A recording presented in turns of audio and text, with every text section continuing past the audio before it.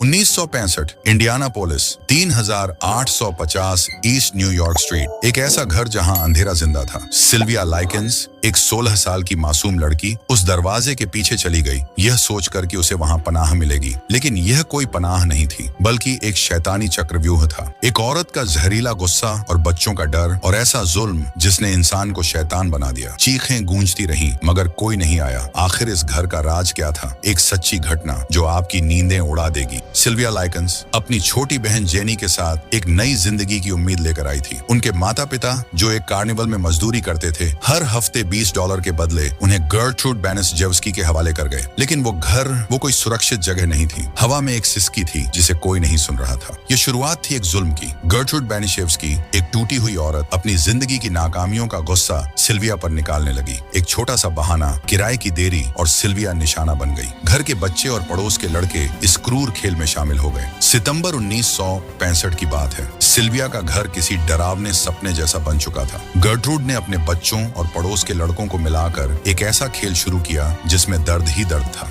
Cigarette से जलाए गए निशान, खौलते पानी से झुलसी चमड़ी, और वो अल्फाज जो उसके जिस्म पर खुदे हुए थे। सिल्विया के बदन पर 150 से ज्यादा जख्म थे। उसकी छोटी बहन जेनी ने किसी तरह मदद मांगने की कोशिश की, लेकिन डर ने उसकी जबान बंद कर दी। पड़ोसियों ने कुछ आवाजें सुनी, पर किसी ने कुछ नहीं कहा। एक दिन सिल्विया ने शीशे में खुद को देखा, टूटी हुई, थकी हुई, और तभी उसे अपनी पीठ के पीछे एक साया नजर आया। वो धीरे धीरे उसके करीब आ रहा था। 26 अक्टूबर 1965 की तारीख थी। सिल्विया अब नहीं बची थी। उसके जिस्म ने जवाब दे दिया। भूख, मारपीट और दिमाग की तबाही, सब कुछ झेल लिया था उसने, लेकिन आखिरकार मौत ही जीती। गर्ट्रूड के मुंह से निकले आखिरी लफ्ज थे, खत्म हो चुकी है। जैसे उसकी हैवानियत को अब और कुछ चाहिए ही नहीं था। पर सच जिंदा था, और जेनी ने वो सच बाहर ला दी। जब पुलिस उस घर के अंदर पहुंची तो जो देखा वो किसी डरावने ख्वाब से कम नहीं था। इंडियानापोलिस जैसे थम सा गया था, क्योंकि जो हुआ वो सिर्फ एक जुर्म नहीं था, वो एक डरावनी दास्तान थी जो आज भी लोगों के रोंगटे खड़े कर देती है। ये थी इंडियाना की सबसे खौफनाक सच्चाई।